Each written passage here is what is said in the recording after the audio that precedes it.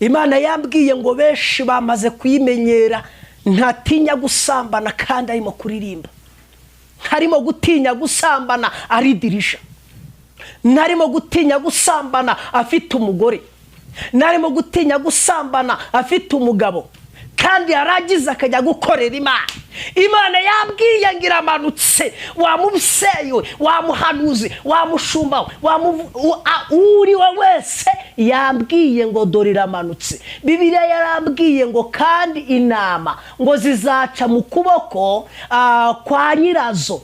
Imana irambwira ngo irababaye kandi ibabaye ku bwawe. Niko Imana yambwiye. Irambwira ngo ibyo ubamo byose irabizi, ibyo ukora byose irabizi, imigendera burayizi, uko uhagaze irakuzi, uko uvuga irakuzi, amagambo uvuga irayazi. Yambwiye ngo iramanutse kandi ije kubarana nawe, ko Uwiteka yambwiye. Hanyuma mbona ubwo bamwe bagwaga muri icyo cyobo, ariko mbona abandi basigaye hejuru.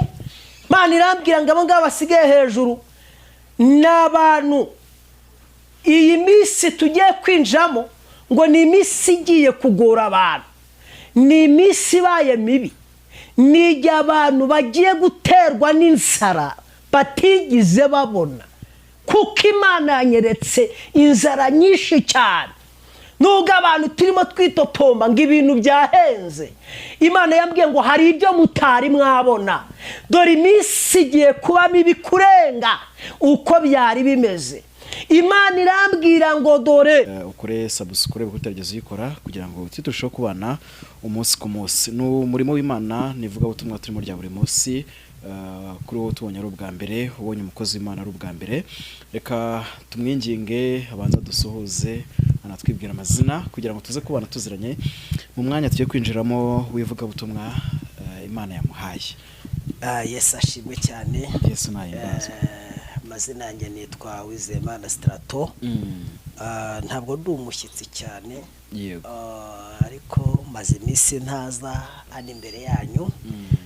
Bibiliya iravuga ngo Imana ikorera igihe, iki nicyo cyari cyo giye kugira ngo ngarukane ubundi butumwa Imana yari impaye. Maze iminsi ndimo senga cyane nsaba Imana icyo kuvuga.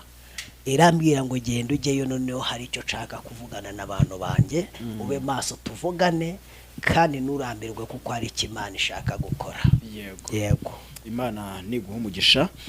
Mushumba Strato kwakira tuguha ikaze, uze kunyemerera turagize Imana kugira ngo Umwuka Wera tubere umuyobozi mu mwanya cyo kwinjiramo, ngo n'abadukurikiye mbasabe guhuguka kandi tubane muri uyu mwanya neza. Ndabizi neza ko Imana ari kiri buze gukora. Yego.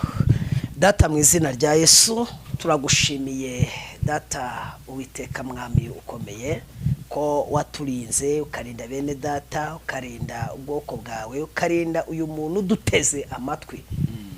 Mu izina rya Yesu tuje tutangaza ibyawe nk'uko wabiduhaye mwami.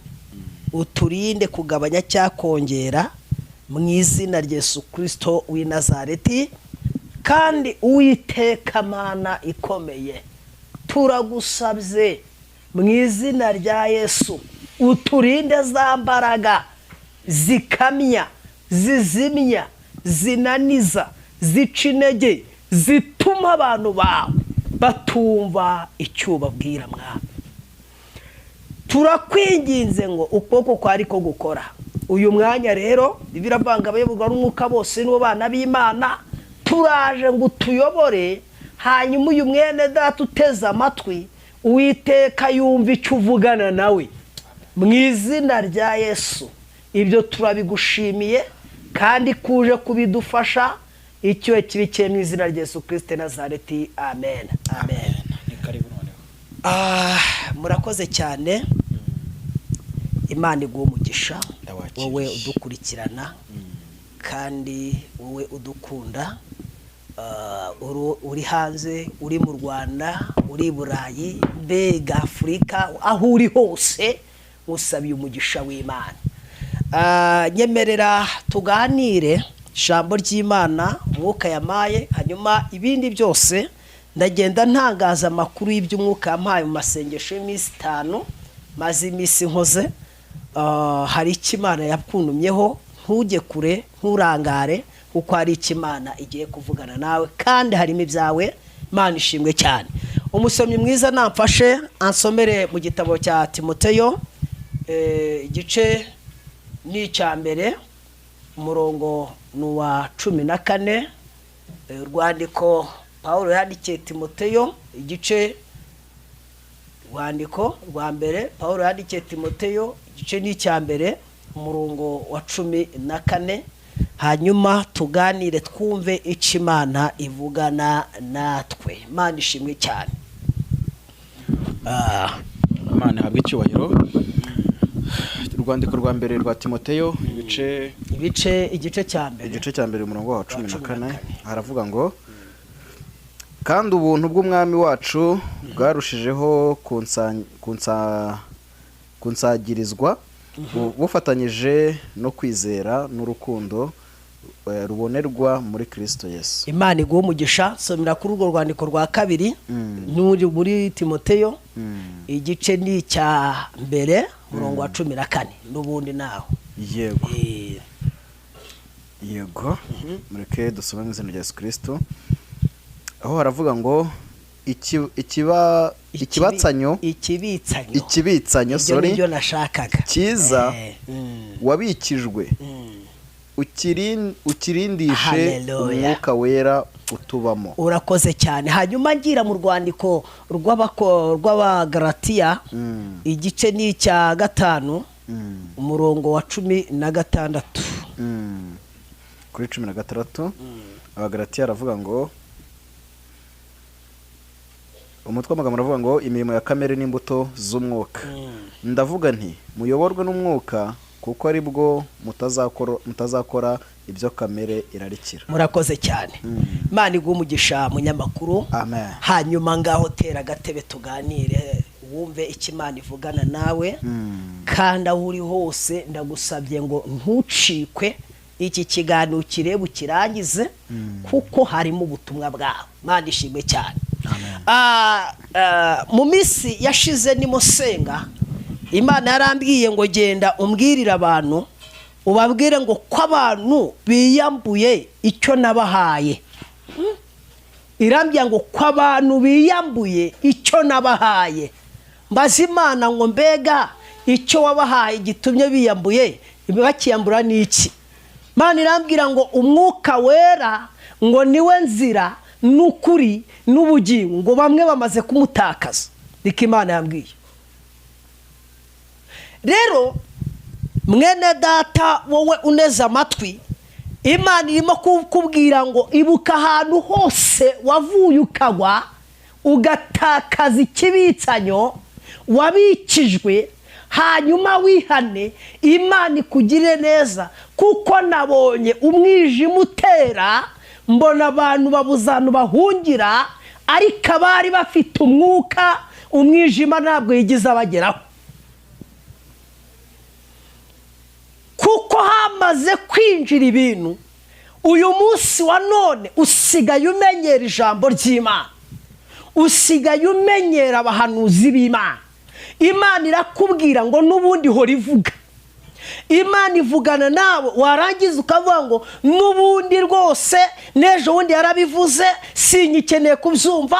Wamaze guhaga imvugo y'Imana. Imana leborto pelevo. Imana yabwiye ngo dore Satane arimo kukunyaga, Satane arimo kukuvanaho uburyohe bw'Imana. One litalabore vodrai kudre la tope enevodrai. Imana irimo kumbwira ngo dore wari warahawe ikibitsanyo. Icyo kibitsanyo cyatuma gutinya Imana, cyatuma gukorera Imana mu kazi ka buri munsi, mu birurimo, mu bucuruzi ukora, mu rugo rwawe, hantu hose wagendanaga umutima utinya Imana. Ariko kuko wamaze gutakaza ikibitsanyo cy'umwuka wera, uyu munsi wa none wamaje kumenyera Imana, umenyera nabo yasize. Barahanura ngo niko byahoze, ngo buri munsi bahora bahanura. Imana yavugana nawe kumva nushaka kuvugana nayo. Imana yabwiye ngo dore umwijima urateye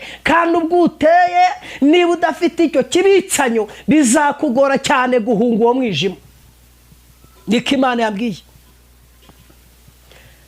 Bibiliya rero ngo Timoteyo yandikira Paulo yandikira Timoteyo umwana yabyaye mu buryo bwo mu mwuka, aramubwira ngo Timoteyo mwana wanjye, ikibitsanyo cyiza wabikijwe ngo utsirindishe umwuka wera uturimo cyangwa se utubamo. Iyo ufite umwuka wera ntabwo umenyera Imana, numenyera n'ibyayo, numenyera n'abo yasize, uhora utinya Imana, uhora ugendera n'umugambi Imana ishaka. Kubera ko rero wamajije gusa nkaho utakaza icyo kibitsanyo, wamaze kuyimenyera. Kandi Imana yambwiye ngo igiye kumanukira abanzi bayo, niko Imana yambwiye. Ijambo riravuze ngo ikibitsanyo cyiza wabikijwe, wowe utarakinyagwa, wowe ukigifite, ndavuga umwuka wera, wowe ukigenda uko ishaka, ugikora uko ishaka, ukivuga uko ishaka. Imana yambwiye ngo uyu munsi rifa gifata ugikomeze ikibitsanyo cyiza wabikijwe, utsirindisha umwuka wera utubamo. Mu yandi magambo Paul abwira Timoteyo, aramubwira ngo Timoteyo we, uramenye, jya umenya uko ugenza abakuru, abakuruta, ubahugure bigendanye n'uko bameze, n'uko bangana. Timoteyo ko yari afite ikibitsanyo cy'umwuka, umwuka muha kumvira umuyobozi, umwuka muhereza kwemerera Paul kumwumvira icyamubwira, ngo birangira Timoteyo akoze umurimo ukomeye cyane muri Efeso. Uyu munsi wa none Imana irimo kukureba ute, wa mubyeyi we, wa mushumba we, wa muhanuzi we, wa muvugabutumwa we, wa muririmbyi we, Imana irimo kukureba gute ko ndeba ikibitsanyo cy'Imana Satani kikurigagije. Imana yambwiye ngo benshi bamaze kuyimenyera, ntatinya gusambana kandi arimo kuririmba, harimo gutinya gusambana aridirisha, ntarimo gutinya gusambana afite umugore, ntarimo gutinya gusambana afite umugabo, kandi yaragize akajya gukorera Imana. Imana yambwiye ngo iramanutse, wa mubyeyi we, wa muhanuzi, wa mushumba we, uri we wese, yambwiye ngo dore iramanutse. Bibiliya yarambwiye ngo kandi intama ngo zizaca mu kuboko kwa nyirazo, hanyuma ngo azibare munsi y'ukuboko kwa nyirazo. Nta wundi ni Kristo, ni ugomba kubariza intama ze, yarangiza akazimurikira Data. Muba murikira urimo. Ese ko Imana ikubwira icyo gukora, warangiza ukayitotombera ugatangira ngo nabateka mutwe, urajyaga Imana igusange he? Urimo guca munsi y'ukuboko kwizo k'uwo mushumba. Bibiliya iravuga ngo dore azazibara, azazibara, hanyuma amenye amasega, amenye n'intama. Imana ishimwe cyane. Uwiteka lebotope elevodra nitalaborevo. Dore wagiye hanze uribagirwa, kandi wavuye hano mu Rwanda cyangwa muri Afurika urimo kubwira Imana ngo nimagera nzakora ibishimwa nawe. Wagize imihigo myinshi. Bibiliya yavuze ngo ikibitsanyo wabikijwe, uhaguruka wari ufite ikibitsanyo, hari icyo Imana yari yagushyizemo, hari agakiza wahagurukanye, hari urukundo wahagurukanye, wajya gufasha abakene nawe ukubwirije bikakuzamo, wajya gusura abantu kwa muganga nawe ukubwirije, wajyaga wishyura abantu amazu nawe ukubwirije. Cyari ikibitsanyo wabikijwe, ariko uyu munsi wamaze gutakaza ikibitsanyo. Bibiliya ivuga ngo wowe ukigifite nawe utakigifite, yewe senga kigaruke, kuko iki kibitsanyo nicyo uzabazwa ugeze imbere y'Imana. Nicyo uzabazwa ugeze imbere y'Imana. Imana izakubaza amafaranga yaguhaye igihe wari uyafite, wayakojeje iki? Ni ikibitsanyo wari wahawe kugira ngo ugikorere Imana. Imana izakubaza abantu bari mu bitaro, abantu wirengagije kandi ufite uburyo ubizi neza yuko harimo abantu bababaye. Imana izakubaza mu rusengero rwayo icyo wakozemo. Ese wa muhanuzi waguhanuriye umutima ukakubwira ngo gira icyo umumarira waragikoze? Ikibitsanyo cyiza wabikijwe ukirindisha umwuka, wowe ukibirimo, wowe ukibihagazemo, nawe wabivuyemo, ndakwinginze ngo ugaruke iki kibitsanyo kuko Imana kiguteretsemo kugira ngo kiyikore. Ukirindisha umwuka wera uturimo. Pawulo aragize abireba asanga abantu b'i Galatiya bamaze kugwa, bamaze kuva mu mwuka, bamaze gutakaza indangagaciro y'abantu basizwe, bamaze gutakaza umurimo mwiza Imana yabageneye. Ngo barimo bakorera Imana bitotomba, barimo bakorera Imana batagifite ishyaka nyaryo ry'urukundo. Bibiliya ivuga ngo iki? Bibiliya iravuga ngo nuko harababwira ngo ndavuga ini nimuyoborwe n'umwuka kuko hari ikibitsanyo bamaze kugikurwamo. Satani yarabanyaze, impano bari bafite Satani yibakuyemo arabavunjira. Mu yandi magambo batakaza umwimerere w'agakiza kabo, barangije bakora amakosa, bakora ibyangwa n'amaso y'Imana. Arababwira ngo rero ndavuga ini nimuyoborwa n'umwuka kuko aribwo mutazakora ibyo kamere arikiye. Ibyo kamere arikiye nibyo umwuka yanga, ngo kandi kuko ibyo bihabanye ngo niyo mpamvu mushaka gukora ibibi. Ibyiza mushaka gukora ibyiza ariko ibi bikabatanga imbere. Papa, wahagurutse ukunda Imana, uhaguruka usenga Imana. Wa mushumba we kera Imana yajya ikubwira ngo nzakugira umushumba, ariko maze kugera kuri iyi ntebe urateshuka ukora ibyangwa n'amaso y'Imana. Wa mumama we Imana yarakubwiye ngo nzakujyana hanze, irangije irabikora rwose, iri mu gihugu cy'i Burayi, umeze neza, uraho ndimo ndakubona. Ariko umva uburyo wabwiraga Imana ukayibwira ngo nimagira nzakora ibishimwa, na uyu munsi amaje kuyihemba kwirwa usebya abantu b'Imana, urimo gukora ibyangwa n'amaso y'Imana. Aho hanze we yandaritse bikomeye. Umva ko Imana yambwiye. Imana yambwiye ngo dore izo nama zizaca munsi y'ukuboko kwa nyirazo, hanyuma zibare, amenye umukiranutsi, amenye umunyabyaha. Kandi mwibuke ko ingororano y'ibyaha nyine ni urupfu. Icyo namenye cyo, Imana niyanga umunyabyaha yanga icyaha cye. Uyu munsi ni wihana, uyu munsi nugaruka, uyu munsi ni winginga Imana, irakugira ibambe. Ariko kandi haza ubishaka, nubishaka irakurengera, hanyuma igusubiza ikibitsanyo yari yarakubikije. Imana ishimwe cyane.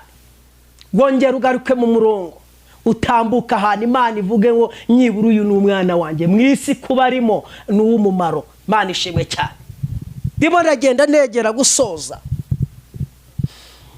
Hanyuma Imana irambwira ngo abantu barayoborwaga bakayoborwa n'umwuka, ariko bamaze kureka umwuka barimo kuyoborwa n'ubwenge bwabo.